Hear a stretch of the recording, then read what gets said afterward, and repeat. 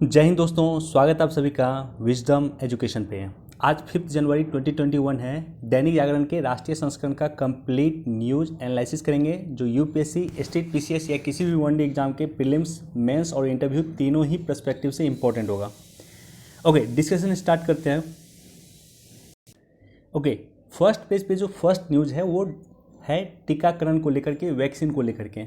और वैक्सीन अब लगातार चर्चा में रहेगा, 2-3 महीने लगातार एटलीस्ट चर्चा में रहेगा। डेली आपको पढ़ने की आवश्यकता नहीं है, बस आपको ये जानकारी होना चाहिए कि कौन कौन सी कंपनी कौन कौन सी वैक्सीन बना रही है। भारत की 3 कंपनी है जहाँ पे प्राइम मिनिस्टर मोदी ने वहाँ पे विजिट भी किया था।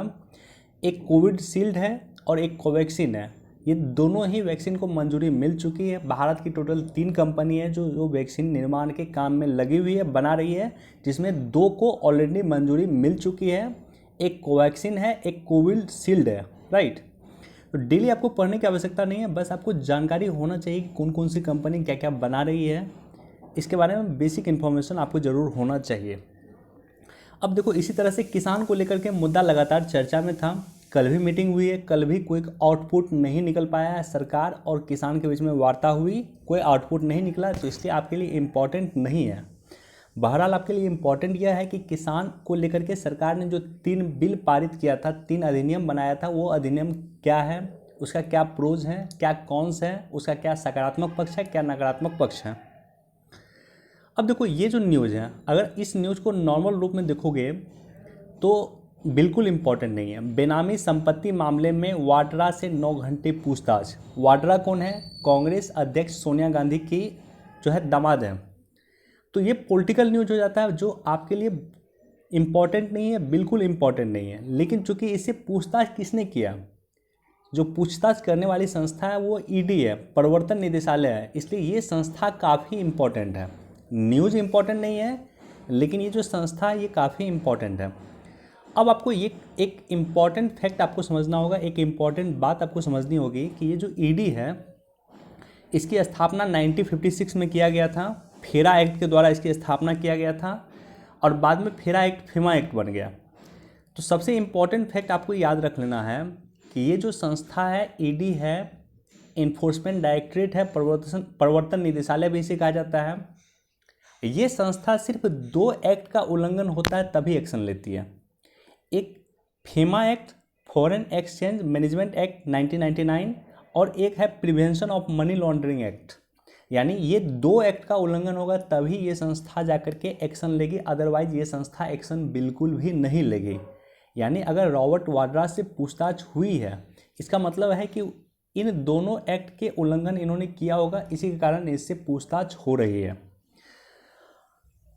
अब देखो, ये जो संस्था है ईडी, इसकी स्थापना 1 मई 1956 को हुई थी विदेशी मुद्रा विनिमय अधिनियम 1947 के तहत, जिसे फेरा एक्ट कहा गया। अब इसमें संशोधन हुआ था 1973 में, और 1973 के बाद ये जो है संशोधन हुआ 1999 में। फेरा जो है फॉरेन एक्सचेंज रेगुलेशन एक्ट। देखो, फेरा क्या था? FERA। तो फेरा क्या था? फॉरेन एक्सचेंज रेगुलेशन एक्ट था। बाद में ये फेमा बन गया, फॉरेन एक्सचेंज मैनेजमेंट एक्ट। यानी आर जो है रिप्लेस हो गया एम से, रेगुलेशन रिप्लेस हो गया मैनेजमेंट से। तो अब ये फेमा एक्ट है। अब देखो, ये वित्त मंत्रालय के राजस्व विभाग के अधीन एक वित्तीय निकाय है। इसका हेडक्वार्टर नई दिल्ली में है और इसका 5 क्षेत्रीय कार्यालय है जो है मुंबई में, चेन्नई में, कोलकाता में, चंडीगढ़ में और दिल्ली में। इतना बेसिक इन्फॉर्मेशन आपको इस संस्था के बारे में होना चाहिए। अब देखो, ये न्यूज़ काफ़ी इंपॉर्टेंट है, इसको देख सकते हैं। वैसे भी एमएसएमई से क्वेश्चन पूछता है, यूपीएससी लगातार क्वेश्चन पूछेगा आपसे, मेंस में भी क्वेश्चन पूछता है और पीटी में भी क्वेश्चन पूछता है। अब देखो, एमएसएमई का एक नया परिभाषा चेंज हुआ, तो ये आपको जानकारी होना चाहिए कि एमएसएमई किस इंडस्ट्रीज को कहा जाएगा, राइट। देखो, एमएसएमई का 3 पार्ट है, माइक्रो, स्मॉल और medium enterprises, MSME, micro, small और मीडियम इंटरप्राइजेज। अब देखो, माइक्रो इंडस्ट्रीज क्या हुआ? माइक्रो इंडस्ट्रीज वैसे इंडस्ट्रीज को कहा जाएगा जिसमें विनिर्माण और सेवा दोनों के लिए जो है निवेश जो है 1 करोड़ से कम होना चाहिए। यानी इन्वेस्टमेंट 1 करोड़ से कम होना चाहिए किसी कंपनी का, और किसी कंपनी का टर्नओवर 5 करोड़ रुपए से अगर कम होगी तो उस कंपनी को कहा जाएगा micro industries, right, micro enterprises कहा जाएगा। इन्वेस्टमेंट 1 करोड़ से कम होना चाहिए और टर्नओवर 5 करोड़ से कम होना चाहिए। अब देखो स्मॉल किसको कहा जाएगा, जिसमें इन्वेस्टमेंट 10 करोड़ से कम होना चाहिए और टर्नओवर 50 करोड़ से कम होना चाहिए। और मीडियम इंटरप्राइजेज वैसे कंपनी को कहा जाएगा जिसमें इन्वेस्टमेंट 50 करोड़ से कम होना चाहिए और टर्नओवर 250 करोड़ से कम होना चाहिए। अगर इनमें एक भी कंडीशन कोई भी फुलफिल नहीं करता है तो ऐसे कंडीशन में उस कैटेगरी में वो नहीं होगा। जैसे मान लो कोई कंपनी है जिसका इन्वेस्टमेंट जो है वो 60 करोड़ है और टर्नओवर जो है 240 करोड़ ही है, तो ऐसे कंडीशन में उसे माइक्रो इंडस्ट्रीज नहीं कहा जाएगा, सॉरी मीडियम इंडस्ट्रीज उसे नहीं कहा जाएगा। एमएसएमई के दायरे में वो नहीं आएगा, वो बड़ी इंडस्ट्रीज के दायरे में आ जाएगा, राइट। दोनों क्राइटेरिया फुलफिल करना चाहिए। अब देखो टेक्निक क्या है याद करने का। अब देखो ये माइक्रो है, माइक्रो एक इन्वेस्टमेंट 1 करोड़ होना चाहिए, टर्नओवर 5 करोड़ होना चाहिए। स्मॉल का इन्वेस्टमेंट जो है 10 करोड़ होना चाहिए और टर्नओवर 50 करोड़ होना चाहिए। और मीडियम का इन्वेस्टमेंट 50 करोड़ होना चाहिए, टर्नओवर 250 करोड़ होना चाहिए। अब देखो सब 5 गुना है, ये भी 5 गुना है, ये भी 5 गुना है और ये भी 5 गुना है, तो इस तरह से आप याद रख सकते हैं। बाकी एमएसएमई में मैं फिर कभी डिटेल से डिस्कस कर दूंगा। एमएसएमई का बहुत सारा क्राइटेरिया होता है और यहाँ पे देखो एक दो डाटा दिया हुआ है यहाँ पे कि देश के जीडीपी में 30% का योगदान रखता है और देश का जो निर्यात है उसमें 48% का योगदान एमएसएमई इंडस्ट्रीज रखता है। इसलिए सरकार लगातार काम कर रही है एमएसएमई को इम्प्रूव करने के लिए।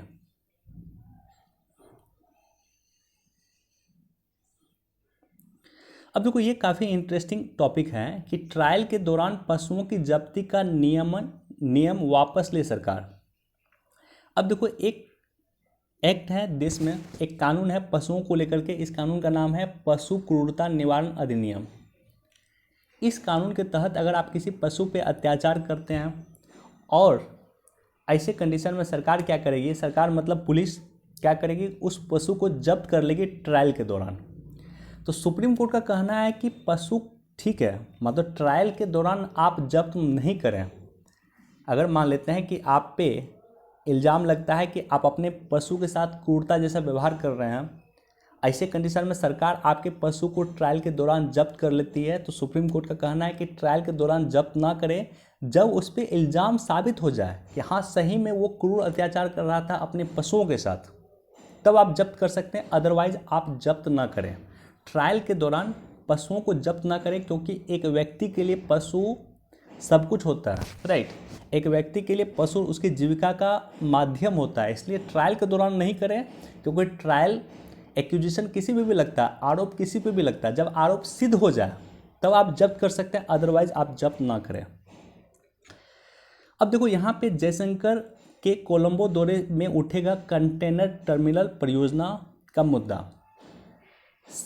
श्रीलंका का कोलंबो पोर्ट है, कोलंबो पोर्ट का एक टर्मिनल बनने वाला था जो इंडिया और जापान मिल के बनाने वाला था।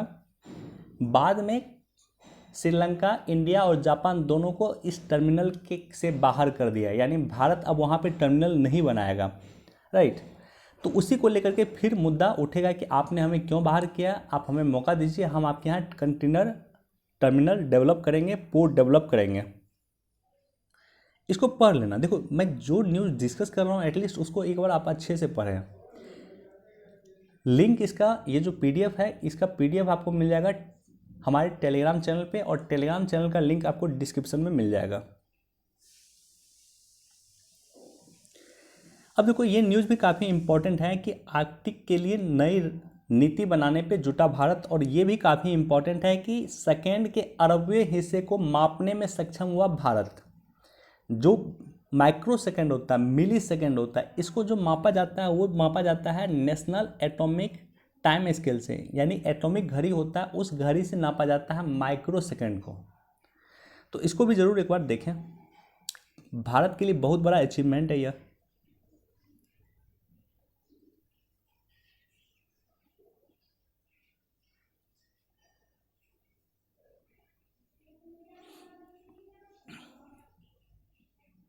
इसको भी देख सकते हैं। दिल्ली के बाद हरियाणा सरकार भी इलेक्ट्रॉनिक्स व्हीकल के लिए काम कर रही है। और इसके जड़ में भी अगर आप जाओगे, इसके बेसिक्स में आप समझने का प्रयास करोगे कि इस तरह का काम क्यों कर रही है सरकार, तो आपको सबके बेसिक्स में नज़र आएगा UNFCCC, पेरिस क्लाइमेट समझौता जो 2015 में हुआ था, उसी समझौता जो है इसके जड़ में है। क्यों? क्योंकि हमें कार्बन इमिशन को, कार्बन उत्सर्जन को हमें कम करना है, वायु प्रदूषण को हमें कंट्रोल करना है, जो हमने 2015 में टारगेट लिया था। INDC टारगेट कहा गया है इसे।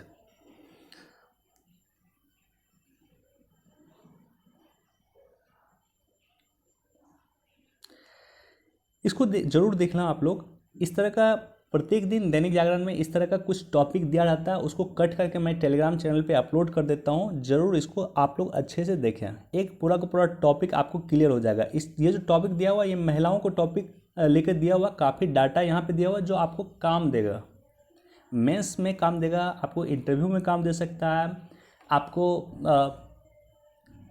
ऐसे राइटिंग में काम दे सकता है ये।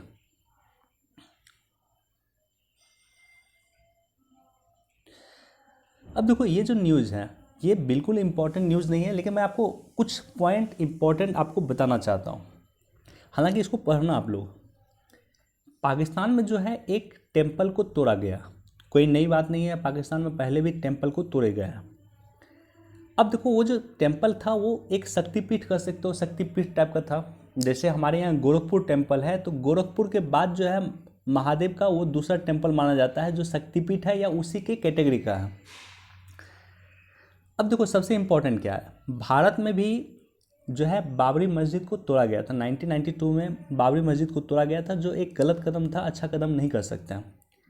लेकिन बाबरी मस्जिद को जब तोड़ा गया था तो उसकी प्रतिक्रिया में पाकिस्तान में हज़ारों मंदिर तोड़े गए। 1992 में पाकिस्तान में हज़ारों मंदिर तोड़े गए थे बाबरी मस्जिद को तोड़ने के प्रतिक्रिया में। अब देखो, जो बाबरी मस्जिद तोड़ा था, जो दो लड़का बाबरी मस्जिद को तोड़ा था, जो बच्चा था उस समय में 18, 19, 20 साल का होगा, उसका मैंने डॉक्यूमेंट्री देखा है जो BBC पे अवेलेबल है। आप देखना, कभी जाकर के चेक कर लेना कि वो दो लड़का अभी क्या कर रहा। वो जो दो लड़का जिसने बाबरी मस्जिद को तोड़ा था, उनके गांव वाले में उसे एक्सेप्ट नहीं किया। वो जिस गांव में रहता था वो गांव गया, रिटर्न हुआ, गांव वाले ने, किसी ने उसे एक्सेप्ट नहीं किया, किसी ने उसे रहने की जगह नहीं दी और उसको भगा दिया गया गांव से। उसके बाद क्या हुआ कि वो दोनों लड़का ने मुस्लिम धर्म को एक्सेप्ट किया, मुस्लिम धर्म में कन्वर्ट हुए और लगभग 50 से अधिक वो लोग मस्जिद बना चुके हैं। आज के डेट में वो लोग 50 से अधिक मस्जिद बना चुके हैं प्रायश्चित के तौर पे। अब देखो, पाकिस्तान में क्या होता है। पाकिस्तान में क्या होता है कि पाकिस्तान में मान लो कोई अगर टेम्पल को तोड़ा जाता है तो टेम्पल को तोड़ने वाले व्यक्ति को समाज सह देता है, समाज उसका साथ देता है, राइट, समाज उसको बढ़ावा देता है। ये दिक्कत वाली बात है। टेम्पल तोड़ना दिक्कत वाली बात नहीं है। जैसे मान लो भारत में क्या है कि मैंने आपको बताया कि भारत में मस्जिद को जो तोड़ा गया, तो मस्जिद को तोड़ने के बाद जो है, जो व्यक्ति ने मस्जिद को तोड़ा, समाज उसका बहिष्कार करता है। पाकिस्तान में ऐसा नहीं। पाकिस्तान में अगर कोई टेम्पल को तोड़ा जाता है तो उसका समाज साथ देता है, समाज उसका बहिष्कार नहीं करता है। ये सबसे बड़ी दुखद बात है। पाकिस्तान के सिविल सोसाइटी को समझना पड़ेगा कि धार्मिक आस्था के प्रति किसी भी चीज़ को तोड़ना गलत है और उसका बहिष्कार करना चाहिए। जिस तरह से भारत में बहिष्कार होता है, उसी तरह से पाकिस्तान में बहिष्कार किया जाना चाहिए। किसी की धार्मिक आस्था को ठेस पहुंचाना अपने आप में गलत इरादा, गलत इंटेंशन है, राइट। देखो, इसमें काफ़ी डाटा दिया हुआ है, बहुत इंपॉर्टेंट मुझे लगा, आप लोग खुद से इसको पढ़ना। 2-3 बातें मैं आपको बताता हूँ। देखो, कोरोना के समय में FDI जो है वृद्धि हुआ है। FDI बढ़ के जो है लगभग 15% FDI बढ़ा है पहली छमाही में। पहली छमाही में 15% FDI बढ़ा है और $30 अरब हो गया FDI पहली छमाही। छमाही कब से शुरू होता है? 1 अप्रैल से लेकर के सितंबर तक जो है फर्स्ट 6 मंथ होता है। तो उसमें जो है $30 अरब जो है FDI आया है। पिछले वर्ष इसी अवधि में $26 अरब FDI था। तो FDI में बढ़ोतरी हुई है। तो निश्चित तौर पे एक सकारात्मक कदम है जो हमारे देश में FDI मिल रहा है, लेकिन एक नकारात्मक कदम भी है। आपको ये भी सोचना होगा, समझना होगा कि एफडीआई आ रहा है, तो सबसे अधिक एफडीआई कहाँ से आ रहा है? सबसे अधिक एफडीआई आ रहा है आपको सिंगापुर से। सिंगापुर एक छोटा देश है, वहाँ से सबसे अधिक एफडीआई आ रहा है। ये सही कदम इसको नहीं कहा जा सकता। क्यों? क्योंकि भारत के जो लोग होते हैं, जिसके पास ब्लैक मनी होता है, उसका ही पैसा, वो अपना पैसा सिंगापुर भेजते हैं और सिंगापुर के माध्यम से वो अपना पैसा फिर इंडिया में भेजते हैं, राइट। तो ब्लैक मनी को वाइट करने का एक चलन, ये कह सकते हो, इस तरह का चलन होता है। इस पर सरकार लगातार काम कर रही थी, पहले भी सरकार इस पर लगातार काम कर रही थी। मॉरिशस से और सिंगापुर से, दोनों से सबसे अधिक एफडीआई इंडिया में आता है, और एक तरह से ये ब्लैक से वाइट करने का धंधा बना हुआ था। सरकार इसको लेकर के काम कर रही है। सरकार ने DTAA इन देशों के साथ साइन किया है, डबल टैक्सेशन अवॉइडेंस एग्रीमेंट इसको कहा जाता है। ये ब्लैक मनी को रोकने में मददगार होती है। दो देशों के बीच में ये साइन किया जाता है। कभी बाद में डिस्कस करूंगा, लेकिन इसको आप लोग पढ़ लेना। और साथ ही साथ DTAA के बारे में भी आपको जानकारी होना चाहिए, डबल टैक्सेशन अवॉइडेंस एग्रीमेंट।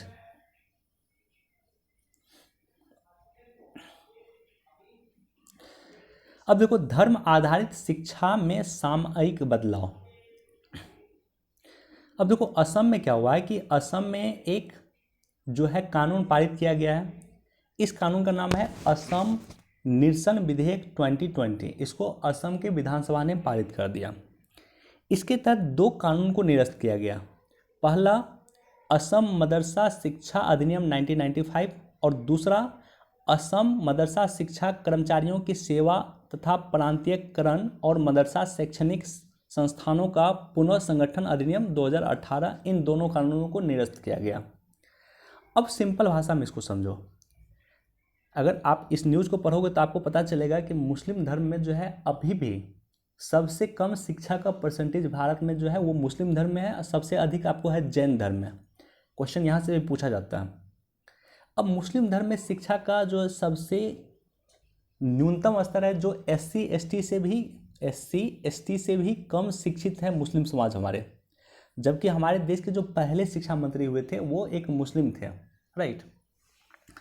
अब देखो हुआ क्या, होता क्या, और राइटर इस न्यूज़ में क्या कहना चाहते हैं। राइटर कहना चाहते हैं, और पाकिस्तान का एक स्कॉलर का मैं इंटरव्यू सुन रहा था, उनका भी कहना था कि मदरसा जो होता है क्या होता है, जैसे मान लो ये सब बच्चे हैं, 5, 6, 7, 8 साल के बच्चे होते हैं नॉर्मली।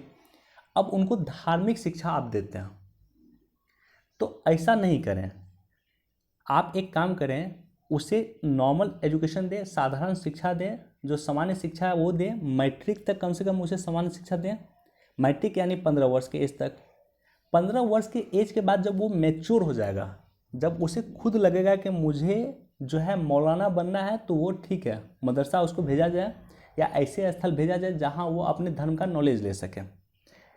लेकिन 15 वर्ष के बाद उसके लगेगा कि नहीं, मुझे साइंटिस्ट बनना है, मुझे इंजीनियर बनना है, डॉक्टर बनना है, आईएएस बनना है, तो वो उस अकॉर्डिंग वो अपना एजुकेशन ले सकेगा। लेकिन 15 वर्ष तक उसे जो है सामान्य एजुकेशन दिया जाना चाहिए, जो साधारण रूप से दूसरे बच्चों को दिया जाता है। और ये काम हिंदुओं में भी होना चाहिए। जैसे मान लो, 1-2 जगह मैंने देखा है कि एक व्यक्ति अपने 5 वर्ष के बच्चे को जो है वो भेज दिया महात्मा बनने के लिए। अब वो 5 वर्ष का बच्चा जैसे जैसे बड़ा हुआ, राइट, जैसे जैसे बड़ा हुआ, 15 वर्ष 16 वर्ष का हुआ, वैसे वैसे धार्मिक चीज़ों में उसकी आस्था कम होती गई और सांसारिक चीज़ों में उसकी आस्था बढ़ती गई। बाद में जो है वो जाकर के शादी कर लिया और वो जो है वो कुटी छोड़ कर चला गया, राइट। तो मेरा कहने का मतलब ये है कि 15 वर्ष तक जो है नॉर्मल एजुकेशन दीजिए, मैट्रिक करवाइए, इंटर करवाइए, और मैट्रिक और इंटर करने के बाद एक व्यक्ति को लगेगा कि मुझे महंत बनना है, मुझे साधु बनना है, तो वो साधु बने।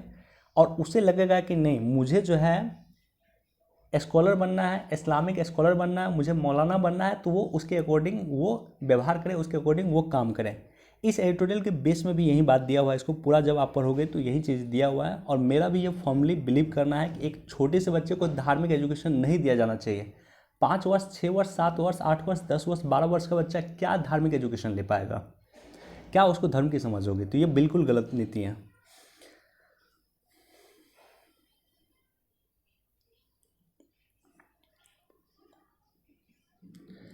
अब देखो यहाँ पे देश में जिस तरह से किसान को लेकर के आंदोलन चल रहे हैं, उसको लेकर के रिलायंस ने वेरीफाई किया है या रिलायंस ने अपना वर्डिक्ट दिया है, रिलायंस ने अपना स्पष्टीकरण दिया है। इन्होंने कहा है कि ना तो उसने ज़मीन खरीदी है, ना ही कॉन्ट्रैक्ट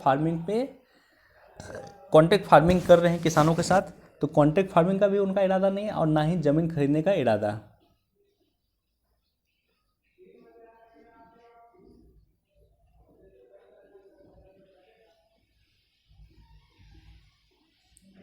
अब देखो इसको ज़रूर आप लोग देखना, ढंग से देखना। जैक मा जो है अलीबाबा कंपनी का नाम आपने सुना होगा कि अलीबाबा के फाउंडर हैं जैक मा। अलीबाबा बहुत बड़ा कंपनी है, विश्व की टॉप 10 कंपनी में अलीबाबा का नाम आता है। अब देखो चाइना में क्या है कि आप सरकार से पंगा नहीं ले सकते। आपने सरकार की आलोचना की और सरकार आपको कब का साइडलाइन कर देगा, कब का लापता कर देगा, आपको पता नहीं चलेगा। तो सोचो विश्व के सबसे रिचेस्ट आदमी में से एक थे जैक मा, जो अभी लापता है। क्यों लापता है? क्योंकि इन्होंने चीन के सरकार के खिलाफ कुछ बोला था। अब देखो इसको कंसर्न करो इंडिया से। भारत ने जो कंपनियों को बैन किया था, भारत ने बहुत सारे जो ऐप को बैन किया था, टिकटॉक को भारत ने बैन किया था, तो भारत की क्या दलील थी? हमने आपके साथ क्या कहा था? हमने कहा था कि टिकटॉक को बैन करना अच्छा कदम इसलिए है क्योंकि टिकटॉक कंपनी पे चाइना सरकार का पूरा अधिकार है। ऐसा नहीं कि टिकटॉक कंपनी के पास जो आपका डाटा है, जैसे मान लो टिकटॉक कंपनी पे जो है जितना भी हिंदुस्तानी लोगों का मान लो डाटा होगा, उसका नाम, घर का नाम, पिताजी का नाम, सब कुछ डाटा होगा टिकटॉक के पास। अब टिकटॉक कंपनी को डाटा अगर चाइनीज गवर्नमेंट टिकटॉक कंपनी से मांगेगी तो टिकटॉक कंपनी बाध्य है वो डाटा चाइनीज सरकार को देने के लिए, राइट। टिकटॉक कंपनी या कोई भी चाइनीज कंपनी अगर चाइनीज सरकार उनसे डाटा मांगेगी तो वो डाटा देने के लिए बाध्य है। यानी हर एक कंपनी पे चाइना सरकार का जो है पकड़ होता है। अगर आप चाइना सरकार के खिलाफ जाते हैं तो आपको लापता कर दिया जाएगा जैक मा की तरफ। तो ये चीज़ आपको ध्यान रखना चाहिए। इसलिए भारत सरकार ने इन कंपनी का जो है इन ऐप को बैन किया, क्योंकि ये कंपनी ना चाहते हुए भी चाइनीज गवर्नमेंट का साथ देगी ही देगी।